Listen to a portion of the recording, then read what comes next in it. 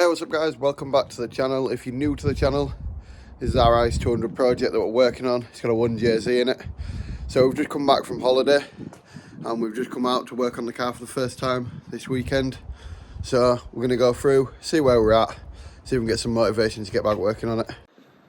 The first thing I've seen when I've been looking at the car, zoom you out a little bit there, quite clearly looks like a dead animal on the floor. So we need to have a look and find out exactly what that is, because the power steering bottle's empty, so it's clearly power steering fluid, bloody cap. And I've seen here, I don't know if you can see it, looks like it's a cracked pipe. So hopefully it's just that, and it's just a pipe that needs changing, and then we'll be able to crack on and get that sorted. So we found the power steering leak. It was a pipe, probably 20 years old or something, because it wasn't changed when it was put in. So it's just where the bend is. So we're going to pay a visit to a local silicone shop and see if we can get one made up, and may as well do the other one as well, because I had a purple one that had a fit but wasn't really suitable. So yeah, that's the leak, so nothing to worry about.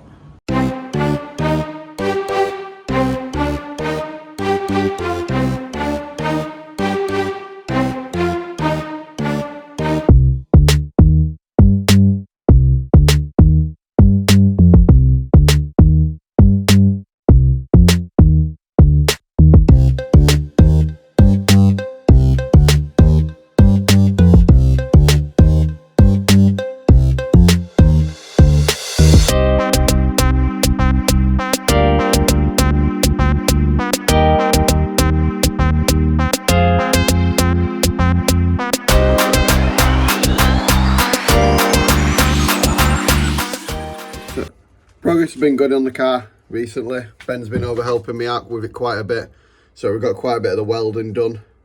Things like the arches are now tubbed, and the pockets have been cut out along with the boot floor.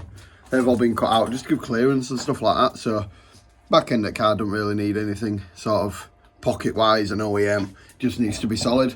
So that's what we've done. We've just blanked that off and made it so it's solid, and then cut the boot floor out so that we got clearance to get into the diff bolts, because otherwise it's a nightmare.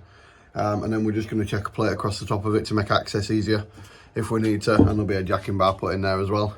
So what we're going to do today is we're just going to crack on finishing that off. There's a few bits underneath that need finishing welding, and there's a bit on the sill that we need to do for where the side skirt mounts on, because we cut that out and we have to redo that with the archwork where it's been tubbed. And just because it's an older car, there was some rust we cut out while we were at it, that you saw little gaps in the back of the arches there. The other one's already welded up. This side needs welding up. We'll do that today, make some plates up.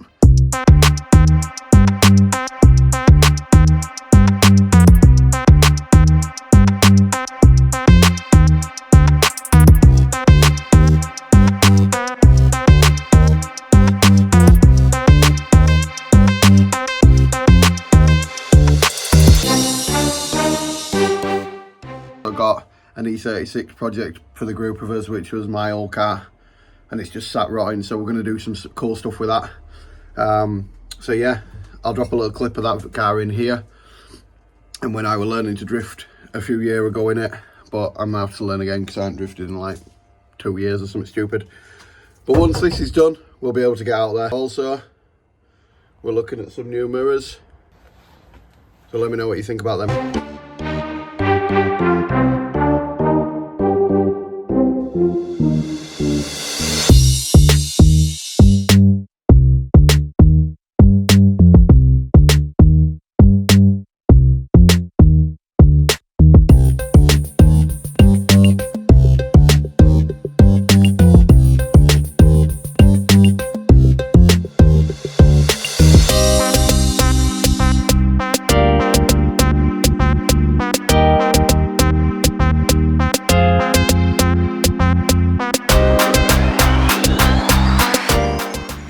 Good progress on the car today. Let us know what you thought of the E36 project.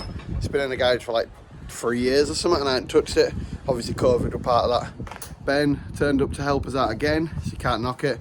He's just welding up one of the sills. We've already got one of the other one done. So yeah, hope you enjoyed it guys. Drop us a like, drop us a comment and subscribe, and let us know what you think of the Lexus project. We're hoping to have it out very soon. Obviously it's a build at home project. If you've got any questions about what we've done, let us know.